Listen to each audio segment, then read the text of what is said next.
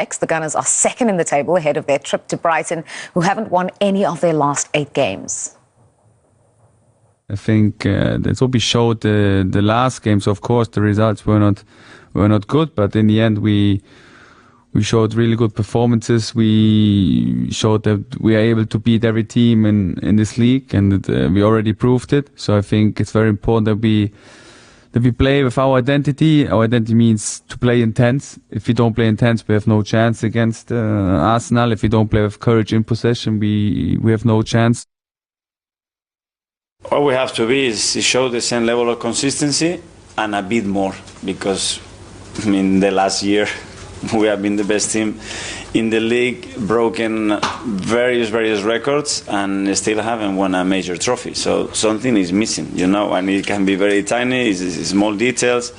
You can pick up certain games, certain situations, but at the end is that we are so close, and we just need to flick that coin to the other side to make it happen. And that's only going to happen if we do what we have to do and what we can control. The rest is out of our hands.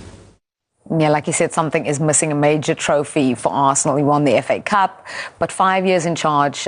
On Boxing Day, he celebrated 5 years since his first game. Mikel Arteta wants to win something. Yeah, and you're probably thinking, if you finish above City, you usually win it. And then Liverpool just come along and go, nah. Well, at the moment anyway, we're not having it there. But it's a title race. They're still very much in it. I did the Brentford game, and I thought without Kai Havertz, without Declan Rice, without Saka, brilliant, mature, professional performance, solid, really impressed. Obviously, this went behind with this Mbeumo goal, which was a great little finish from him. But then after that, really controlled, and it's not an easy place to go to, Brentford. It's a bit of a fortress there, and like I said, a very, very mature performance from them. And this is the thing, for Arsenal fans and for any neutrals who want a properly full-on title race, which I suppose is most of us, unless you have any issues with the clubs involved. But I think it's a great pity about Saka's injury, because it does just feel, after a first 4 months of the season where Arsenal to kind of... And I know there was a big talk about how much was made of the injuries, but it did feel for about 4 months, almost every single week, Arsenal had a new issue to deal with, be it a kind of a red card, being a new injury, or a player missing, or the way games went, and some of their own making, of course. But it feels like they've come through that, and they're properly on, say, last season's form now, where they went on that run.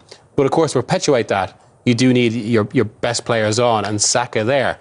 So I think they're suddenly in a really good place at the moment, as illustrated by that win against Brentford. But now just missing someone who's arguably their best player, and it does feel maybe that could cost them if they go on one of these runs.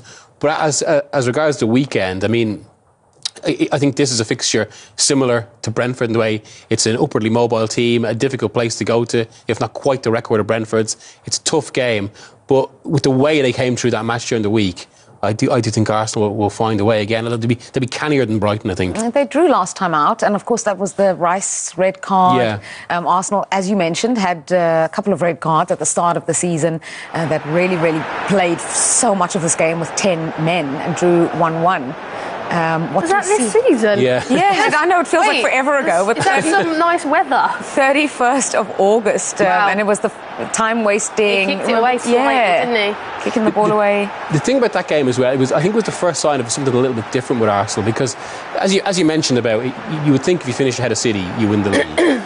And there was a sense in the last season, the build-up to this season, that Arteta became obsessed with the final details to make up the gap to City, which is why I think they went to a bit more of a pragmatic approach.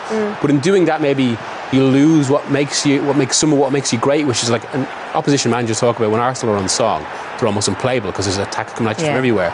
And this game was almost a clear example of that, where Arsenal went 1-0 up, then tried to lock up the game.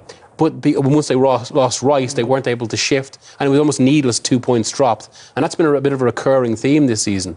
Kaz, big question then. The window is open. They don't have Bukayo Saka. Gabriel Jesus is back on scoring form, but do they still need a striker? If you were Mikel Arteta, he's talked about something missing. What's missing in his squad? To be fair, I think they needed a left winger. I don't think they needed a striker.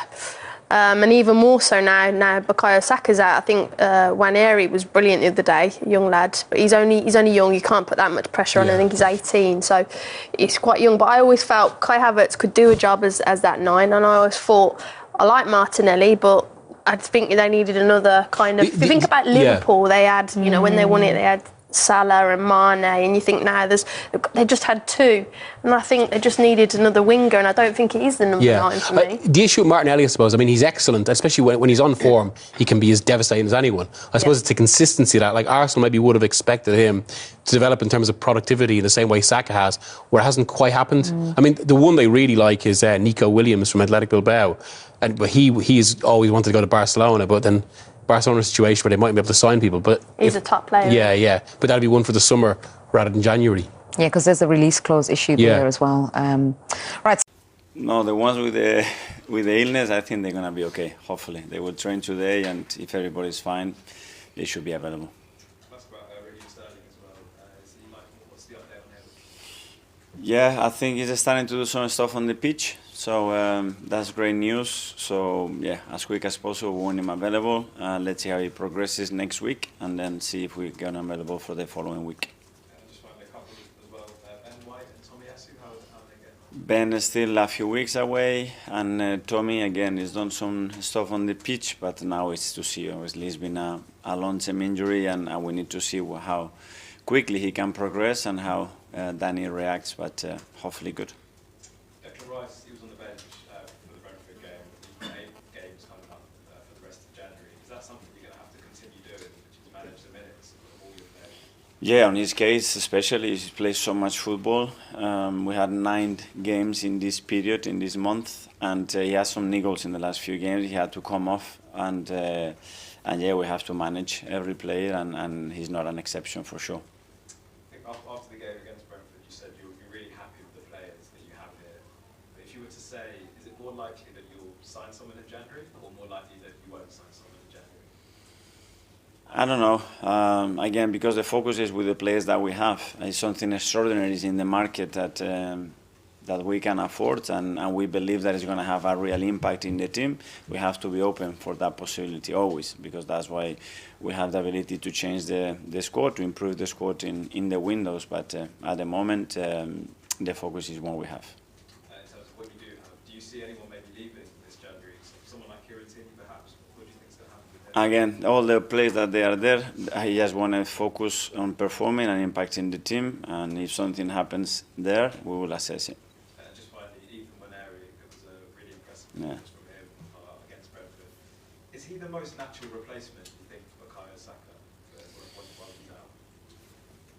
I mean, he's a player can play in various positions. It's not a position that he's played a lot, to be fair, even when he was in the academy level. But yeah, he can adapt basically for the demands that we have in 2-3 positions, and I think he did really well the other day. Go to Nick from the Premier League. Hello. Good seeing you. Can I please ask you about Mikel Merino? The start of his journey at Arsenal wasn't easy, picked up an injury immediately, but since then he settled really well. Gives you a really strong balance in midfield as well. How would you reflect the way he settled here and the value he gives in midfield? Yeah, well, we expected a very fast integration because he's playing the league, because he's such an intelligent and experienced player, and I think he fits very well our model. The thing is that, as you said, he had an injury. They had another little niggle, and he had no pre-season because he played for Spain as well, and it took him just a while to start to get set. But now you can see straight away the impact that he has in the team, his intelligence, the goal threat that he offers to the team, and then more and more will come because he's a natural leader as well. And the moment that he grows in the role, I think we'll see much more from him. Can I please ask you about Gabriel Jesus? Another goal on Wednesday night. I was wondering when things were going well for him. He dealt with injuries, for example. How much belief he had to show in himself, and how much belief he had to show in him as well? Yeah, it's about supporting our players, and the players know that they have to go through sometimes periods that is not exactly how they planned it, because injuries are part of that, but as well they have to believe in themselves, and we have to make sure that if one day they doubt, we are there to recognize and make sure that they feel from our side how much we like them and how happy we are to have them. Brighton this weekend, they haven't won the Premier League in the last 7 games. They managed to really challenge you when you played them early this season. What do you expect from them tomorrow evening? Yes, a really tough opponent. When you see as well the record they've got at home, the way of playing, the capacity they have to adapt to different scenarios, different shapes, really impressive. I think he's done something slightly different to before. I really like them. To be fair, really impressed with what they've done. George on the BBC. Okay, well, I just wondered, on Ethan and Miles, you've given them their Premier League debuts.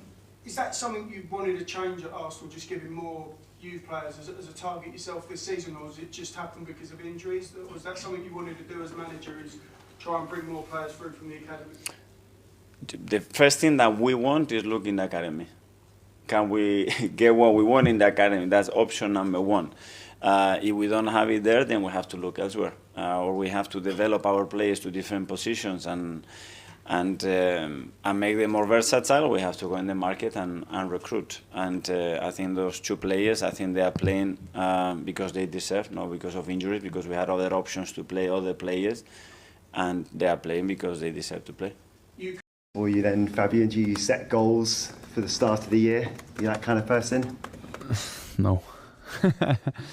So I think in general life it's important to have goals, but especially in football the season starts always in summer. So in summer I think it's time to set individual goals, team goals, and therefore I'm not the biggest fan of doing this in the winter break. Well, with new year, we've got a bit of a fresh start because you've got Daniel Niskowski has come in as a coach, and so you've got a new player through the door already as well in Diego Gomez. He's now officially a Brighton player. Is he someone that comes straight in to selection, or does he need some time? Of course, he had now 2 or 3 weeks of holiday because in the MLS the season is finished, so he needs for sure a little bit time, but I'm sure he's in a great shape. He trained hard during his holiday, what I heard, and that's why I'm really looking forward to see him as quick as possible on the pitch. And is Saturday too early for that? That's too early, yes. That is too early, okay. Any new injury issues or anyone back this weekend? Adam will be back. Hopefully Jack is close, and I think the rest will stay the same. Okay, is Ferdy any closer to coming back? Unfortunately not. Okay. Would it be a while? Brighton and Hove Albion are set to welcome a resurgent Arsenal to the Amex, with both sides looking for a win to boost their respective objectives. Fabian Hürzeler will want to see a good response from his side if they are serious about their European ambitions, which currently are faltering following a drab run of results. Brighton and Hove Albion are sitting in 10th at the moment ahead of the visit of Arsenal amid their run of 7 games without a win. That includes 3 consecutive draws heading into Saturday, and during this period, all of their rivals have taken advantage and moved up the standings. At the start of the season, Brighton had a clear objective of getting back into European competition, and given how well they were performing, talk of a Europa League or even a Champions League finish was rife. However, Hürzeler will want to see a big jump from their current position in the standings, and that is possible if his team are able to stitch together a run of wins. Brighton ended the year with an entertaining 2-2 draw against Aston Villa, as Tariq Lamptey was the unlikely source of a goal, as the defender found a way to equalise and help the Seagulls collect a point. Meanwhile, Arsenal kept their title hopes alive with a stellar performance away at Brentford to open their account for 2025. That victory was their 3rd in a row in the Premier League and a 12th unbeaten game across all competitions. Arsenal did concede early as Brian Bumo was able to beat David Raya at the near post, and then the keeper almost let in a second with an error, which he rectified with incredible reactions. The Gunners equalised within 55 seconds of that error, and after that, they were the dominant side. Mikel Arteta's men put the game to bed early in the second half as goals from Mikel Merino and Gabriel Martinelli proved enough. Arsenal are currently 6 points behind Liverpool, albeit having played a game more. Arteta will know they have a big chance to apply some pressure on Arne Slot's side by closing the gap to 3 points at the top. They will know the difficulties in getting a big result away at Brighton, although that is something they have managed in each of the last 2 seasons. Team news and tactics: Arsenal. The Gunners are missing all of their recognised right-backs ahead of this trip to Brighton, as Jurriën Timber's yellow card against Brentford will leave him suspended. Ben White and Takahiro Tomiyasu are out for the time being, with the former likely to return at the end of January, while the latter has been doing light training. Beyond that, there are no fresh absentees, as Arsenal continue to miss Bukayo Saka through a long-term hamstring injury. Kai Havertz is expected to make himself available following his absence against Brentford through illness, as Arteta will look to tweak his lineup following Timber's absence. It remains to be seen whether Arteta brings Havertz straight into the lineup, as Mikel Merino and Gabriel Jesus have given no reasons to be dropped. Thomas Partey could shift to the right-back slot as he has done on many occasions this season, which could see Declan Rice return to the starting lineup and at the base of the midfield. Teenage sensation Ethan Nwaneri was impressive on his first ever start in the Premier League for Arsenal and will likely continue to deputise for Soccer on that right wing. Martinelli and Jesus are expected to keep their places in the front three. Meanwhile, Martin Odegaard will captain the side and will hope to improve upon his numbers in the final third. Probable lineup for 3-3 Raya Partey, Saliba, Gabriel, Calafiori Odegaard, Rice, Merino Nwaneri, Jesus, Martinelli Brighton and Hove Albion. The list of absentees at Brighton and Hove Albion is not out of the ordinary following their most recent game, as at least 6 players are missing from action, including former Gunners man Danny Welbeck. Mats Wiefer is also out of contention for the time being, while Hurzeler will be hoping to have Pavise Estupiñán fit following an illness that saw him miss the Villa clash. Lamptey should continue at right-back in the prolonged absence of Ferdi Kadioglu and Jack Hinchelwood. Carlos Baleba and Yassine Ayri are the expected midfield pairing for the Seagulls. At the same time, Simon Adingra has given himself another chance to shine following that goal against Villa, as he will continue on the left side of the attack. Jorginho Rutter will play in the attacking midfield role behind João Pedro, while the impressive Brajan Gruda will continue on the right wing for Brighton and Hove Albion against Arsenal on Saturday. Probable lineup for -2-3-1 Verbruggen Lamptey, Van Hecke, Dunk, Estupiñán Baleba, Ayri Gruda, Rutter, Adingra Pedro. Player to watch: Ethan Nwaneri. It was a pleasant surprise to see a teenager playing with a poise, as it barely felt that Nwaneri was making his first full Premier League start for Arsenal. For the time being, it does feel like Mikel Arteta may have found an internal solution to Bukayo Saka's absence, and it remains to be seen if the 17-year-old shines from here on. An excellent display on the right wing will compel Arteta to select Nwaneri for back-to-back games in the top flight, and a top showing in another away ground will build confidence in the youngster to take his game to the next level. All eyes will be on Nwaneri to perform better than the last game and give Arsenal a ready-made Soccer replacement of sorts. Prediction: Brighton and Hove Albion 1-3 Arsenal. The Seagulls are not in the best of runs and will be desperate for 3 points, although this is probably the last team they want to play to end that barren run. However, they have had defensive lapses that cannot be ignored when facing a team like Arsenal that could see the North Londoners win at the Amex for a third time in a row in the league. Arsenal have shown no problems in the absence of Bukayo Saka and have continued to score plenty of goals if one might consider the tally at Palace after the winger's injury. Some of their underperformers are coming into focus and have been putting in the shift, as Mikel Arteta's side are expected to take 3 points and continue their winning run. Arsenal are second in the points table with 39 points in 19 matches. They have managed to win 11 matches, draw 6, and lose 2 in the league. Arsenal are set to travel to the Farmer Stadium to face off against Brighton and Hove Albion in their next game of the Premier League 2024-25 season. The Gunners are second in the points table with 39 points in 19 matches. They have managed to win 11 matches, draw 6, and lose 2 in the league so far.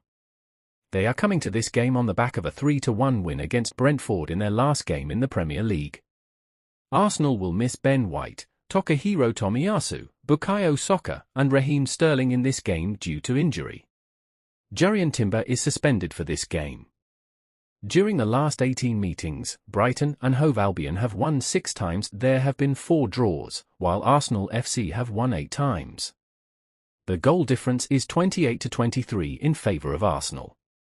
Let us take a look at the predicted lineup of Arsenal for this game against Brighton and Hove Albion. 4-3-3 Arsenal predicted lineup against Brighton and Hove Albion. Defence: David Raya will start in goal for the Gunners. David Raya has conceded 16 goals and kept 7 clean sheets in 19 matches in the Premier League 2024-2025 season. Thomas Partey will start as the right back, William Saliba and Gabriel will start as the two centre-backs, and Lewis Skelly will play as the left back. Thomas Partey has scored 2 goals in 18 matches so far in the Premier League 2024-2025 season. Saliba has conceded 12 goals and kept 7 clean sheets in 18 matches in the Premier League 2024-2025 season. Gabriel Magalhaes has conceded 14 goals and kept 6 clean sheets in 17 matches in the Premier League 2024-2025 season. Midfield Declan Rice will start in the centre defensive midfield position. Martin Odegaard and Mikel Merino will be the 2 midfielders beside Rice. Rice has scored 1 goal in 17 matches so far in the Premier League 2024-2025 season. Odegaard has scored 1 goal and provided 2 assists in 12 matches so far in the Premier League 2024-2025 season. Merino has scored 2 goals in the 12 matches in the Premier League so far. Attack Gabriel Martinelli will play as the right winger, Gabriel Jesus will play as the centre forward, and Leandro Trossard will play on the left wing. Martinelli has scored 5 goals and has 2 assists in the 17 Premier League matches so far. Jesus has 3 goals in the 16 Premier League matches so far, and Trossard has scored 3 goals and provided 2 assists in the 19 matches in the league so far.